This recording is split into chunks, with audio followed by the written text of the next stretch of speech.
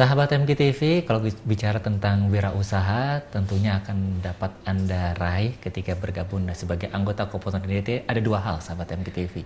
Sebagai pelaku startup, perintis usaha, dan sekaligus juga selaku yang sudah melakukan usahanya, sahabat MK, kita akan mendapatkan skill up. Nah, lantas seperti apakah startup dan juga skill up ini di-manage oleh Komponen Darut Tauhid? Kita akan langsung tanyakan ke Kang Tri. Nah, Kang Tri ini seperti apa sih startup dan juga skill up yang sudah ataupun bahkan akan dilakukan oleh Komponen DT? Ya, Alhamdulillah Kang Nudin, di tahun 2020 ini kita dari keanggotaan Komponen Darut Tauhid sudah merencanakan atau membuat program-program untuk anggota kita, baik yang belum mempunyai usaha atau akan memulai wirausaha gitu ya. Nah, kita alhamdulillah bekerja sama dengan BMT menyediakan layanan untuk membantu dari segi permodalannya.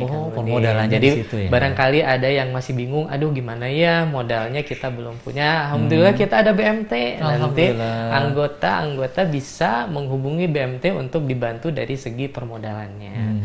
Kemudian bagi anggota yang telah memiliki usaha ya dan ingin berbesar barangkali ya, mau majukan lagi, kemudian ditingkatkan lagi barangkali skillnya. Alhamdulillah kita juga akan melaksanakan program-program pelatihan untuk anggota-anggota kita gitu ya. Pelatihan, jadi yang belum punya skill untuk membuat produk, alhamdulillah kita insya Allah akan membuat program pelatihan membuat produk, baik itu yang kulinernya ada. Nah, yang di luar kulinernya juga ada kan sesuai passionnya macam-macam ya.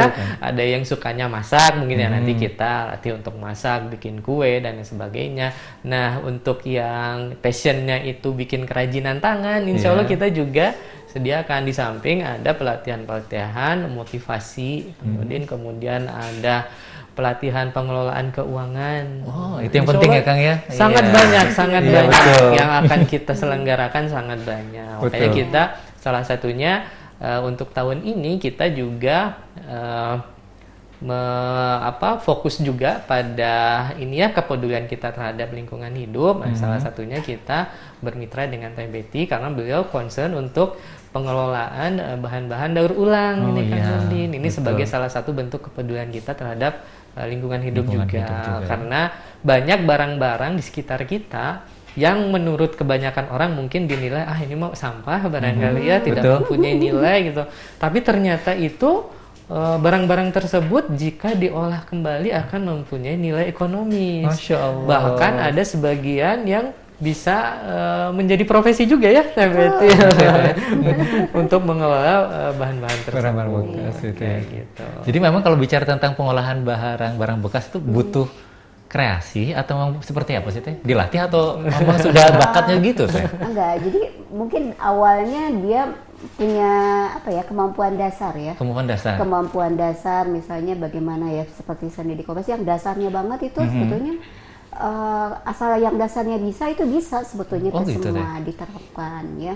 Kemudian yang lainnya itu adalah nilai seni juga. Nilai seni, ya? Dan ada ada ngeh gitu ya. Jadi gimana ya, tekad kita untuk tidak menyampah banyak-banyak. Awareness-nya tadi ya, kepedulian jadi, kita. Jadi seperti misalnya ini saya di rumah tuh pan fry yang buat penggorengan. Iya, betul. Itu kan teflon gitu, teflon merek ya. Ya sejenis begitulah ya. Kan sering ganti-ganti gitu kan. Nah, kadang-kala kalau udah rusak buang aja, paling dijual ke tukang loak juga jarang-jarang sekarang ya. Nah, akhirnya saya pikir ini kan bisa dipakai untuk dekoratifnya. Atau di belakangnya kalau yang halus saya bikin untuk dekopas, atau kalau misalnya yang sudah tidak mungkin dicat ulang lagi di dekoratif. Nah, ya udah saya hias dan itu sih kejadian itu. Sampai saya tampilkan di Instagram ternyata ada peminatnya dan dijual. Jadi akhirnya bisa belikan yang baru. Dari situ ya Teh? Bisa beli yang baru. Iya, ya seperti itulah ya, itu mah bonusnya. Tapi yang penting mah kita punya tekad untuk mengurangi sampah. Di situ dan memanfaatkan yang ada dan bisa punya nilai lebih. Masya Allah. Jadi go green menambah income untuk keluarga juga Teh ya. Iya, kalau zaman dulu tuh kayak sepatu-sepatu bekas Kang Tri saya bikin pot Betul. Jadi nggak saya buang. Kalau sepatu itu saya kasih tanah, akhirnya saya tumbuhkan tanaman di situ. Jadi kan menjadi suatu hal yang unik juga. Nggak terbayang, pasti indah sekali rumahnya Teh Betty dan Adeda di rumah. Banyak karya seni. Teh, ini berbagi sedikit boleh Teh berkaitan dengan motivasi untuk sahabat MPTV, apalagi sebagai seorang akhwat, ibu rumah tangga, ini harus seperti apa sih Teh? Memang kalau yang namanya motivasi itu kadang naik turun. Betul. Ya.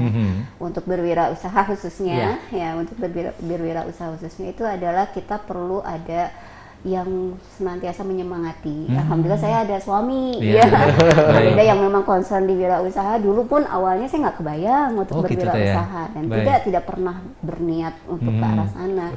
Jadi saya punya cita-cita sebagai peneliti sudah aja, sama sekali dunia bisnis itu nggak ada. Jadi akhirnya dilatih, kemudian disemangati terus. Kemudian kita juga harus punya komunitas. Komunitas Teh? Sesama pengusaha. Sesama crafter, Jadi pengusaha. Kemudian saya juga sebagai crafter, saya masuk juga ke komunitas. Lingkungan itu berpengaruh akhirnya ya. Berpengaruh. Ada di Bandung itu Dekalover Bandung.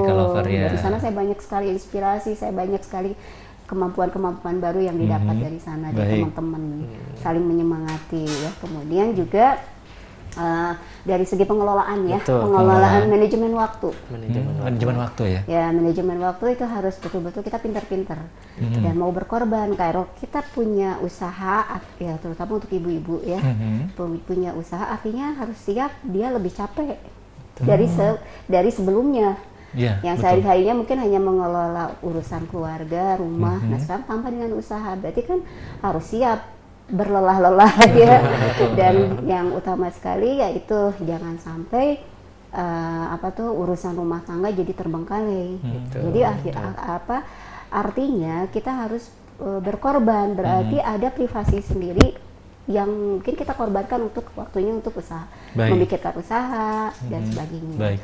Kemudian manajemen keuangan. Ini yang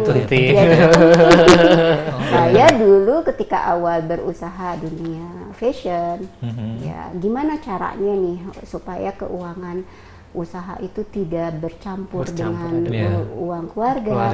Akhirnya saya buka rekening di BMT. Terbantu di sana ya. Jadi ada rekening pribadi, ini adalah rekening usaha. Ya, ini rekening keluarga, gitu kan. Jadi dipisah. Kemudian bagi pemula ya, tipsnya untuk pemula mungkin kadang-kadang ibu-ibu itu dulu ya waktu zaman saya tuh malu kan untuk menjual. Kalau sekarang lebih mudah karena banyak yang online ya, tidak bertemu langsung kan. Kalau dulu itu saya berjuang banyak tuh, waduh, karena harus bertemu muka langsung kan dengan pembeli. Dan saya pun juga banyak tertolong dengan adanya SMM. Jadi produk-produk saya itu saya titipkan di SMM. Ya, dan alhamdulillah satu sisi saya terbantu dan SMM pun juga terbantu. Saling menguntungkan. Ya, jadi ya itulah keuntungannya jadi anggota koperasi. Ya, jadi walaupun mungkin saya belum ya ngambil modal mah ya enggak. Mudah-mudahan enggak lah ya. Insya Allah gitu enggak. Malah mungkin kalau tapi justru memberi modal. Memberi pengalaman ilmu, Masya Allah. Ya memang itu yang dididik oleh Adeda, jangan sampai menjadi beban, malah justru kita harus meringankan. Nah, walaupun mungkin saya punya hak juga kan sebagai anggota koperasi, tapi jangan sampai menjadi beban. Dan itu yang kami pegang ya. Jadi akhirnya apa nih caranya nih di SMM, apa kira-kira yang cepat laku? Oh ini sekarang tuh kurma ya. Ada kurma kolbi. Saya jual di situ, mungkin harganya bersahabat ya. Sangat bersahabat. Jadi saya tidak terlalu banyak mengambil untung, tapi saya banyak ngambil untung, dapat untung juga. Akhirnya saya bisa berkontribusi walaupun mungkin secara langsung dengan mengurus koperasi secara langsung tidak, tapi saya mungkin bentuk itulah kontribusinya kontribusinya sebagai anggota. Masya Allah. Saya baru tahu Teh, biasa saya beli kurma kolbi, ternyata dari Masya Allah, luar biasa. Teh, satu mungkin biasanya bicara tentang keluarga, mompreneur itu kan adalah istilahnya semacam kayak mengatasi konflik di keluarga. Teh, ini seperti apa sih Teh?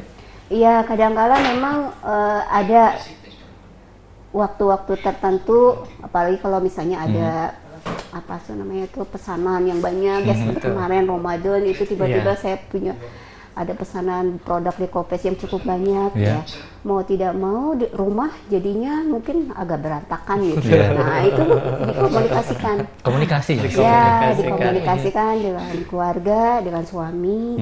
Bahkan saya biasanya sebelum saya terima order saya izin dulu. Supaya tidak ada masalah di kemudian hari ya. Saya izin dulu terutama pada suami. Ini ada produk terima jangan gitu kan. Ya udah terima aja. Tapi ini begini-begini, ya udah berbagi. Akhirnya saya berbagi juga dengan teman yang memang bisa, jadi tidak semua saya ambil, jadi paroan lah ya. Kemudian anak-anak dilibatkan juga. Oh, seperti itu ya? Ya dari dulu anak-anak di rumah, walaupun mungkin ambil peran yang kecil, tapi semuanya dilibatkan. Misalnya kemarin waktu pesanan Dekopes tuh ada yang bagian menggunting, ada yang bagian ngecat gitu. Baik.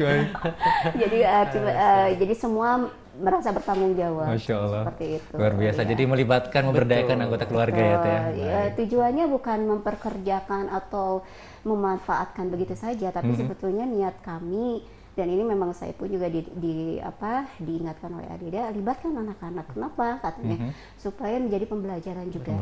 Ya, pembelajaran buat mereka. Gitu. Kebersamaan juga ya, Teh. Masya Allah. Baik, Teteh, kita akan lanjutkan kembali. Terima kasih, dan tentunya sahabat MKTV, semakin menarik episode hari ini. Oleh karenanya tetaplah bersama kami dalam program Pariwara.